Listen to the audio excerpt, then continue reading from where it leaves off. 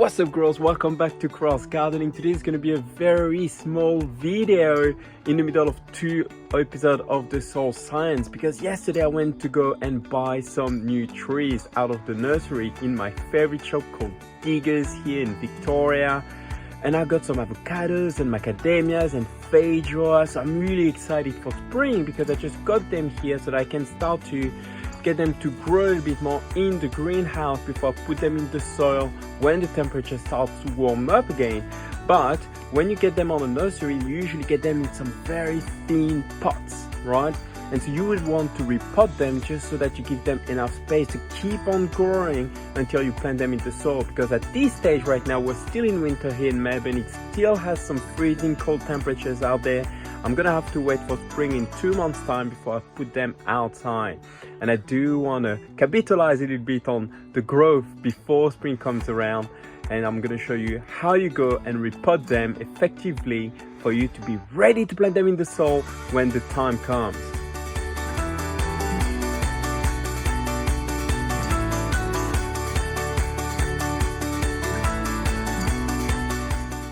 So yesterday I got 2 macadamia trees and 2 avocado trees, and the reason why I got 2 of each is because for the avocado you need a type A and type B for you to really have a prolific amount of produce out of those plants. And the macadamias is the same reason as well. So I got 2 pinkalicious macadamias here, and it's probably gonna start giving me some fruit in 2 or 3 years. And the avocados, I got a type A, which is the Wurtz avocado, and then we got a type B, which is the Fuerte avocado, which is good for the cold weather here down in Melbourne. And they should start giving me some fruits in a year or so. So they grow quite big, those avocados. The Wurtz is quite small, stays about 4 meters, but the Fuerte can go quite big, but you can go and prune them to keep it at the size that you want them to be, which is really exciting. I got some feijoa as well that I'm going to be growing, which is very exciting. Now you can see this little branch here, which looks like a dead little tree here, and that branch here, this thing is actually some mulberry. And I got some wide variety mulberry, the ones that you don't see often at the shops when you want to buy some mulberries for yourself. So hence why I'm going to grow some white ones so that you can get some varieties that you can't easily get at the normal markets and shops. And here I got Thea. Hi. And I got Xavier. So Thea, what are we going to be doing right now? We're going to put them in new pots. Why do we need to do that? So they can grow bigger. That's right.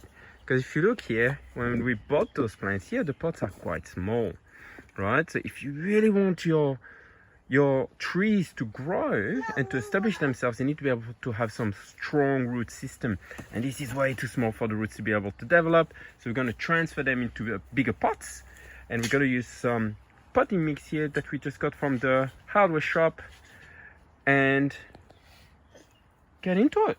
What do you reckon? Is that a good idea?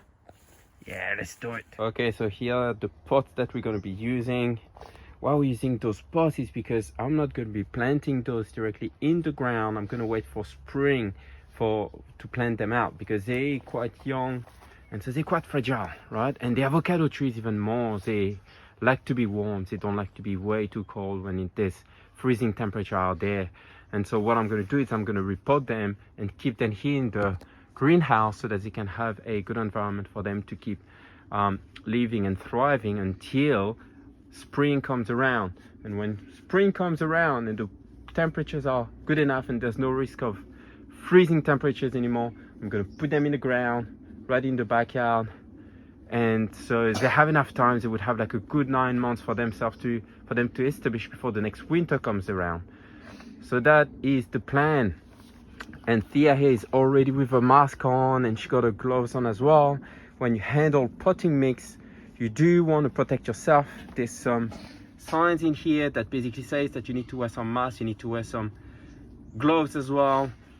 And the gloves is to protect you from any material that are out there that might get onto your skin and make it very irritable. But the mask is because there's some fumes that come out of those potting mix, and these fumes can be quite toxic for you. as a human. So you really don't want to go and put your nose right in there into the potting mix and getting all that fume in your body. All right, so wear a mask, wear some gloves, and then you'll be safe to be able to handle all type potting mix. And let's do it.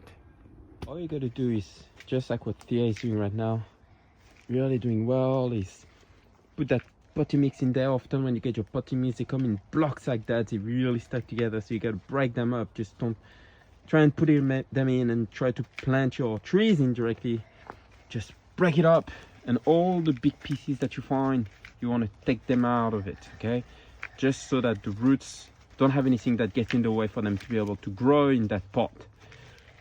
Good work there, Thea.